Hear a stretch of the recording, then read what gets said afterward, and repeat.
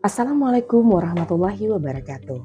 Kembali lagi dalam ruang kolaborasi mode 3.1 dalam pengambilan keputusan berbasis nilai-nilai kebajikan sebagai pemimpin.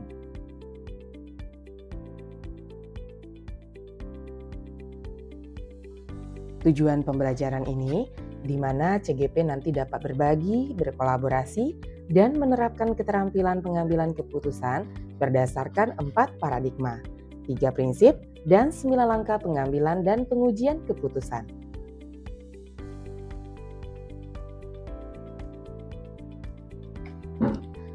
Kasus pilihan ini adalah tentang seorang guru mata pelajaran informatika di sebuah sekolah memiliki siswa disleksia yang tidak dapat membaca huruf, sehingga siswa yang bersangkutan kesulitan dalam membaca bahasa pemrograman. Maka Bu Ani memberikan perhatian khusus yaitu dengan memberikan waktu tambahan untuk mengerjakan tugas serta mengizinkan siswa tersebut untuk menyampaikan jawaban secara lisan. Hal tersebut berdampak terjadinya kecemburuan di antara siswa lainnya yang merasa diperlakukan tidak adil. Bu Ani pun merasa dilema karena berada di posisi ingin memastikan seluruh siswa mendapatkan kesempatan yang sama untuk belajar dan di sisi lain juga tidak ingin mengorbankan hak-hak siswa lainnya. Akibat siswa merasa Bu Ani tidak adil dalam memberikan perhatian, beberapa orang tua siswa menyampaikan protes. Kemudian Bu Ani mencari solusi terbaik dengan berkonsultasi kepada guru BK, kepala sekolah, dan bahkan menghubungi psikolog untuk meminta saran. Akhirnya Bu Ani mengadakan pertemuan dengan semua siswa, orang tua, dan staf sekolah. Dari pertemuan tersebut, Bu Ani menjelaskan alasannya melakukan perhatian khusus kepada siswa yang disleksia lantaran kemampuannya yang tidak sama dengan siswa lainnya. Kemudian, disepakatilah bahwa semua siswa membentuk kelompok belajar yang terdiri dari siswa kemampuan berbeda. Bu Ani membuat tugas kelompok lebih fleksibel, sehingga setiap siswa dapat berkontribusi sesuai dengan kemampuannya. Analisis kasus. Paradigma yang digunakan. Pertama, rasa keadilan versus rasa kasihan. Di mana di sini Bu Ani yang ingin memastikan Dimas yang merupakan siswa disleksia mendapatkan kesempatan yang sama untuk belajar. Namun di satu sisi, ada keinginan juga untuk memperlakukan semua siswa secara sama rata. Yang kedua, individu versus kelompok. Bu Ani harus menyeimbangkan kebutuhan individu Dimas dengan kebutuhan kelompok untuk menciptakan lingkungan belajar yang kondusif bagi semua siswa. Prinsip pengambilan keputusan. Yang pertama, berpikir berbasis hasil akhir. Poin pertama, fokus pada keberhasilan semua siswa. Di sini Bu Ani ingin memastikan bahwa semua siswanya, termasuk Dimas, dapat mencapai potensi maksimal mereka. Poin yang keduanya untuk menciptakan lingkungan belajar yang kondusif. Dengan membentuk kelompok belajar dan memberikan tugas yang fleksibel, Bu Ani meranggapan tujuan itu mendapat menciptakan suasana kelas yang mendukung pembelajaran bagi seluruh siswa. Yang kedua, berpikir berbasis peraturan, di mana yang pertama menghormati hak semua siswa. Bu Ani menyadari pentingnya memberikan perlakuan yang adil kepada semua siswa. Yang kemudian mencari solusi yang sesuai dengan peraturan sekolah. Bu Ani mencoba berkonsultasi dengan kepala sekolah dan guru BK untuk memastikan bahwa keputusan diambilnya itu sesuai dengan kebijakan sekolah. Yang ketiga, berpikir berbasis rasa peduli. Empati terhadap kesulitan Dimas tampak dari Bu Ani yang memahami kesulitan Dimas akibat disleksia dan berusaha memberikan dukungan yang dibutuhkan. Kemudian menghormati perasaan siswa lain.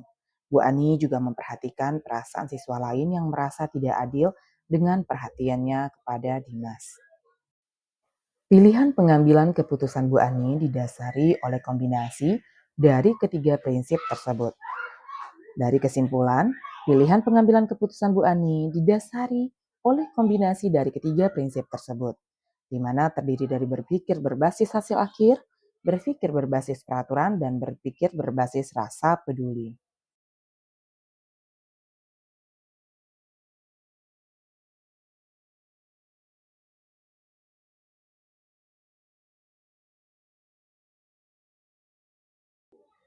9 langkah pengambilan dan pengujian keputusan. Yang pertama, nilai-nilai yang saling bertentangan, yaitu keadilan dan disiplin versus empati dan dukungan. Di mana untuk keadilan dan disiplin, yaitu tentang mengikuti peraturan sekolah, empati dan dukungan terkait dengan membantu siswa yang kesulitan. Yang kedua, pihak yang terlibat yaitu siswa, orang tua, kepala sekolah, dan staf sekolah. Tiga, fakta-fakta yang relevan. Bu Ani mempelajari tentang disleksia dan memahami bagaimana kondisi dan kesulitan yang dihadapi oleh Dimas. Empat, penguji benar atau salah. Uji legal. Tidak terdapat aspek pelanggaran hukum dalam kasus ini. Keputusan yang diambil sepenuhnya berada dalam ranah kebijakan dan aturan sekolah. Uji regulasi. Tidak ada pelanggaran terhadap peraturan atau kode etik profesi yang terlihat. Guru-guru dan kepala sekolah mendasarkan keputusan mereka pada kebijaksanaan sekolah. Kemudian uji intuisi. Intuisi menunjukkan bahwa ada sesuatu yang tidak beres dalam situasi ini, terutama terkait kebutuhan empati dan pemahaman terhadap kondisi sulit siswa. Intuisi mendorong untuk mempertimbangkan faktor keadaan khusus siswa. Uji publikasi. Jika keputusan tersebut dipublikasikan di media cetak atau elektronik atau viral di media sosial, dapat muncul respon beragam dari masyarakat. Beberapa mungkin mendukung keputusan tersebut sebagai penerapan aturan, sementara yang lain bisa saja mengkritiknya karena kurangnya empati terhadap situasi sulit siswa. Uji panutan. Keputusan panutan atau idola dalam situasi ini mungkin akan memberikan penekanan pada nilai empati dan pemahaman terhadap kondisi sulit siswa. Mereka mungkin akan mencari solusi yang seimbang antara memenuhi aturan dan memberikan perhatian khusus kepada kasus ini. 5. Penguji paradigma benar lawan benar. Dalam pengujian benar lawan benar, maka paradigma yang sesuai adalah keadilan versus kasihan. 6. Prinsip resolusi atau penyelesaian. Dari 3 prinsip penyelesaian dilema, prinsip yang digunakan adalah berpikir berbasis rasa peduli. Karena ini melibatkan empati dan memperlakukan siswa seperti yang kita harapkan diperlakukan. 7. Investigasi opsi trilema. Sepakat untuk membentuk kelompok belajar yang terdiri dari siswa berkemampuan berbeda. Siswa yang kesulitan dapat mendapatkan bantuan dari teman sebayanya. Sementara siswa yang sudah menguasai materi dapat mengasah kemampuan mengajarnya. 8. Buat keputusan. Bu Ani memutuskan untuk membentuk kelompok belajar dan memberikan tugas yang fleksibel. 9. Lihat lagi keputusan dan refleksikan. Bu Ani perlu terus memantau dampak dari keputusan yang diambil dan melakukan evaluasi secara berkala. Pertanyaan lanjutan.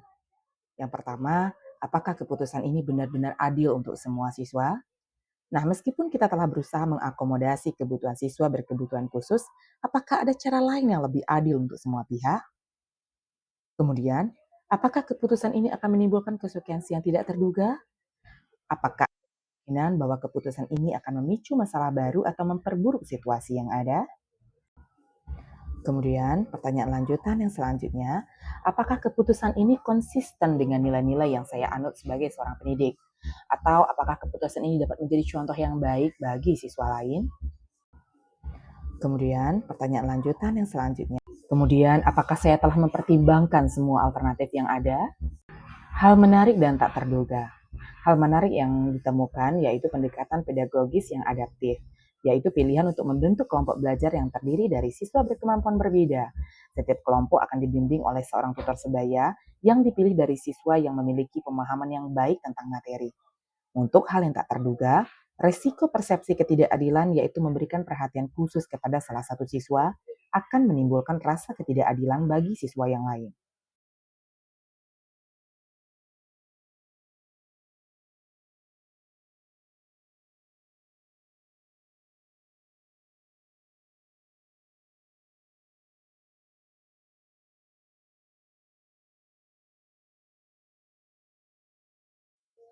Sekian pertemuan kita kali ini. Terima kasih.